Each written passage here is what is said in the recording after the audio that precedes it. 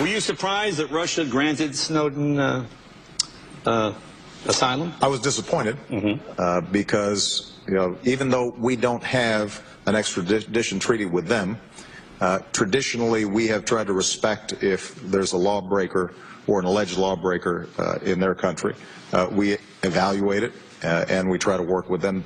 They didn't do that with us, and in some ways it's reflective of some underlying challenges that we've had with Russia lately. All right, folks, so welcome back to the Steve Malzberg Show.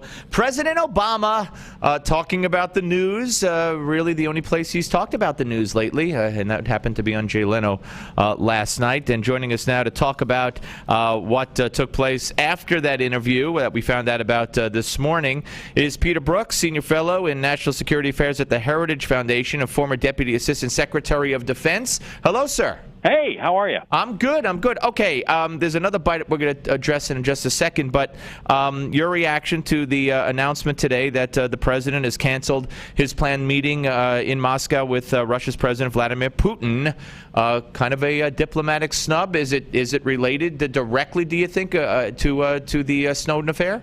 Oh, absolutely. In fact, I wrote about this in the Boston Herald on Monday, and I said, the president has to do something about this. This was after Russia gave Snowden asylum, or at least temporary asylum, to stay in Russia. Their reset policy has gone from reset to regret.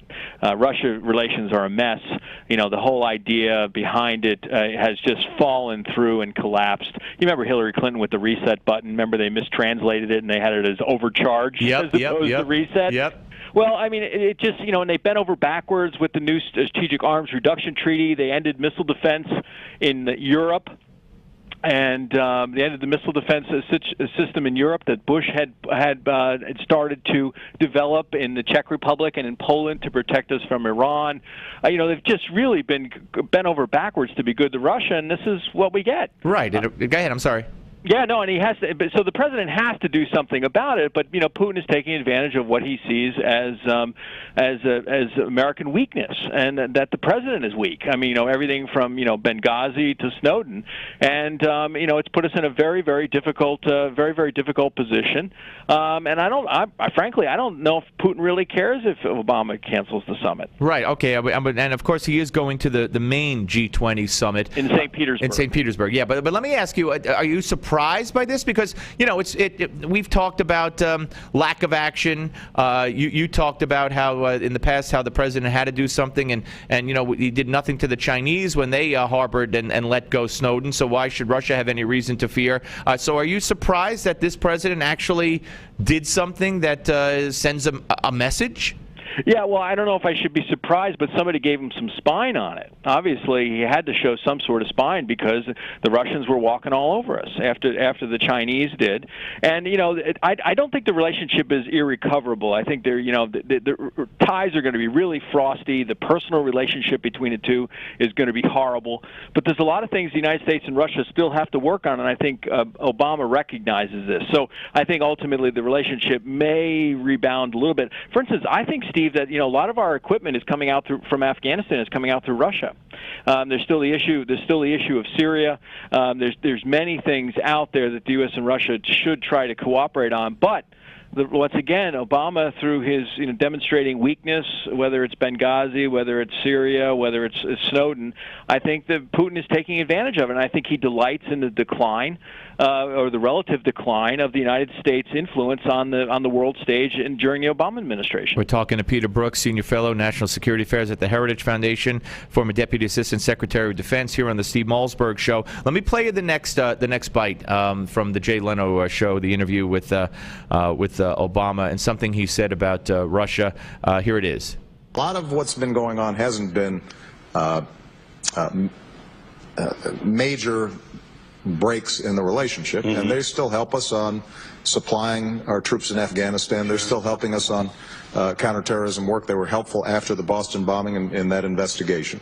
And so there's still a lot of business that we can do with them, but there have been times where they slip back into Cold War thinking and a Cold War mentality. And what I consistently say to them and what I say to President Putin is that's the past, and we've got to think about the future. And there's no reason why we shouldn't be able to cooperate more effectively than we do. All right. Now, and along those lines, the White House statement today for the reason of the cancellation was, given our lack of progress on issues such as missile defense, arms control, trade and commercial relations, global security issues, human rights, and civil society in the last 12 months, we've informed the Russian government we believe it would be more constructive to postpone the summit. So, but what gets me is this cold, That's a smokescreen. That is, well, okay, tell me. Go ahead. It's a smokescreen. Look, it has everything to do with Snowden. There's no doubt that those other issues are defensible. I mean, anybody who looks at U.S.-Russia relations can see that. But that's not why they did this. It's because of Snowden. It was a personal affront to the president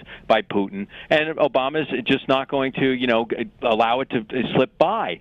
And the reasons they listed, like I said, are defensible, they're plausible, but the real reason is Snowden, because they've made the United States look quite weak, and it's made President Obama look quite bad. Now, when he says they slip back into Cold War mentality sometimes, and I tell President Putin there's no reason for that, it's not because they're afraid of us. It's not because they view us as a threat.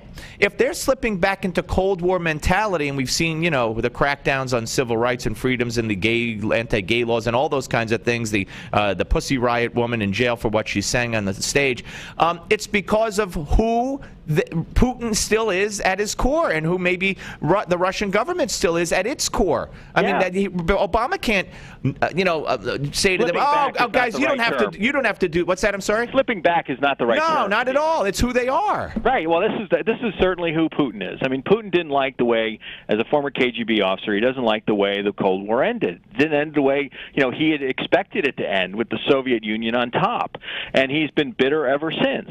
And he, like I said, I think he delights in the decline, in the relative decline of the United States' influence on the world stage under Obama. I mean, I think this is absolutely the case. President Obama, people will say that President Obama is weakening the United States on purpose because he thinks that we're all equal. He doesn't like power. He doesn't want power. He wants to see us, in the liberal fashion, that we all can work together to solve all the international problems, and that's a great idea. But the fact of the matter is that when you come down to it, it really doesn't work, because countries pursue their own national interests. Okay, one final question for you, Peter. Yeah. Will this change the dynamics of the Snowden affair? Will Russia do something differently that they weren't going to do 2 days ago? I mean, will they let them stay the same amount of time? Will they, or will they change what they were planning on doing based on this cancellation of the meeting? I think that I don't necessarily believe they'll turn him over to us, but I think they'll let him leave Russia, and I think he'll leave sooner than he expects. Because I don't think that Putin completely wants to collapse the U.S.-Russia relationship. There are important issues. He does need some cachet here in Washington on issues that he really cares about as well. I mean, if Obama really wanted to go after him, he could, go back to missile defense. He could do all sorts of things that would unnerve the Russians. So Putin's got to be careful here, and he's probably looking for an exit ramp. Okay, sounds good. Hey, Peter, always appreciate your time, sir. Thank you. Thanks for having me. Take care. Peter Brookes, ladies and gentlemen. You read him in various publications here in New York. We read him in the New York Post and elsewhere around the country. Senior Fellow National Security Affairs at the Great Heritage Foundation, and former Deputy Assistant Secretary of Defense in the George W. Bush administration. Okay, folks, much more of this ahead. If you want to weigh in on any of this, please.